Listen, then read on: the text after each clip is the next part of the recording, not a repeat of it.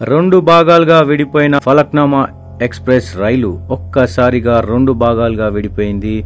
Engine నుంచి సుమారు 15 బోగీలు విడిపోయాయి. ఈ ఘటనలో ప్రయాణికులు తీవ్ర ఆందోళనకు గురయ్యారు. రైల్వే అధికారులు సహాయక చర్యలు వెంటనే చేపట్టడంతో ప్రమాదం తప్పిందని చెప్పుకోవచ్చు.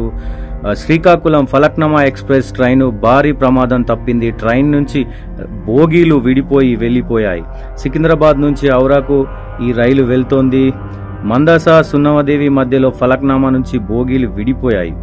వెంటనే రైల్వే అధికారులు అప్రమత్తమయ్యారు. 8వ బోగీ వద్ద ప్రమాదం జరగగా 15 బోగీలు ఇంజన్తో సహా వెళ్లిపోయాయి. ఈ ఘటనా స్థలానికి సంబంధించి రైల్వే సిబ్బంది చేరుకుని విడిపోయిన బోగీలను ట్రైన్కు సిబ్బంది అమరుస్తున్నారు. ప్రయాణానికి చాలా అంతరాయం ఏర్పడడంతో ప్రయాణికులు ఇబ్బంది పడుతున్నారు.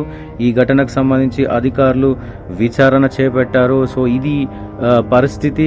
అన్ని ట్రైన్స్ కూడా దాదాపు గంట నుంచి 2 గంటల మధ్య కాలంలో లేటుగా నడుస్తున్నాయి. పెను ప్రమాదం తప్పిందనే చెప్పుకోవచ్చు. ఒక్కసారిగా 2 భాగాలుగా విడిపోవడంతో ప్రయాణికులంతా అయోమయంలో పడ్డారు. సో పెద్ద ప్రమాదం తప్పిందనే చెప్పుకోవచ్చు.